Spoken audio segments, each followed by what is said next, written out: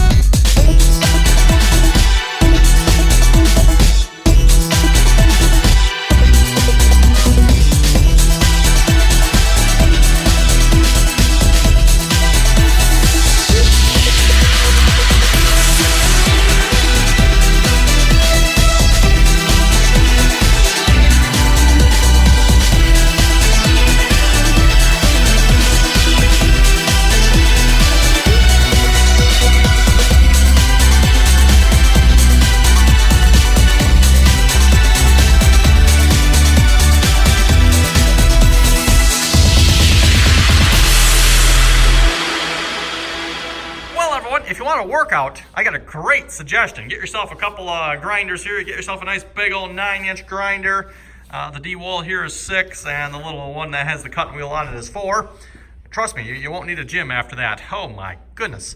Anyway, after an hour and a half of grinding here, this is what I found. I already had started, so this is probably like 2 hours of grinding here to get this ground out here. Get that. Took probably about an hour to cut. Where did I leave it? Oh, here it is. There it is. Probably took like an hour to cut this off. You know, I should probably clean that up a little better too. Okay, so I'm not done with grinding yet. Oops. So yeah, I'll have to grind that smooth, and then we're almost ready to start welding here. So hopefully you've seen what I did there before it fell down. I'm probably not going to pick that up because it's hot. Got this nice and ground down here. And so yeah, it's probably not quite a 45, but a nice angle on that. And we're just basically gonna weld the pass, build it up, weld the pass, and should be pretty self-explanatory there. Basically build our way back up, and then when we're done, we'll weld this piece back on. And the reason I cut this off is because that gets welded on right there. So you can see that overlaps where I want to put weld. And given what it is, I want that as strong as possible. So I think we're ready to start welding. Okay, everyone, it's the next day here. Looks like this is going to be a 2-day project here. I'll probably make this all one video. I realized when I finished up there that I forgot to grind this down, so I just finished doing that. Got that ground down, set up to start welding here, so we're going to start welding.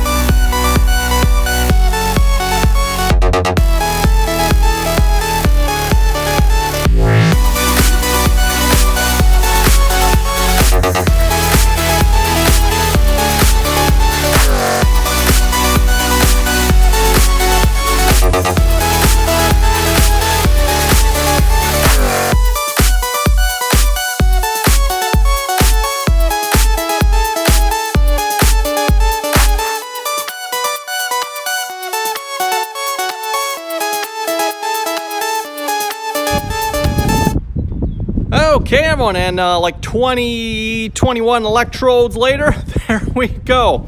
It is all welded. I got it pretty much all filled in, welded to the other side as well. If I can get a real good view of that or not. Yeah, there we go, there's the other side.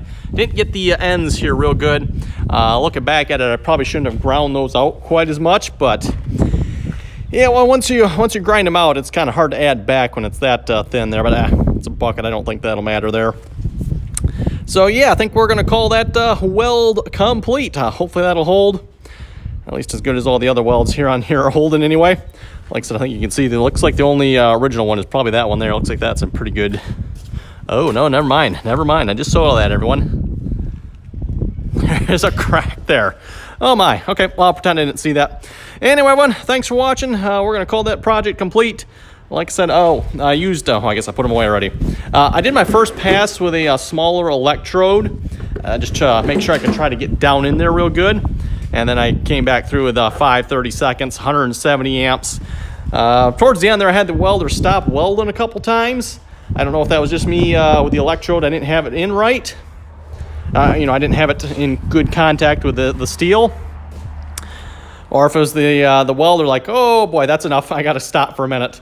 I'm not sure which was which there. It seemed like it was almost the welder because it was like done, which would kind of make sense. 170 amps, we're maxing it out pretty much. So anyway, everyone, comments or questions, be sure to leave them. And as always, thanks for watching, and until next time.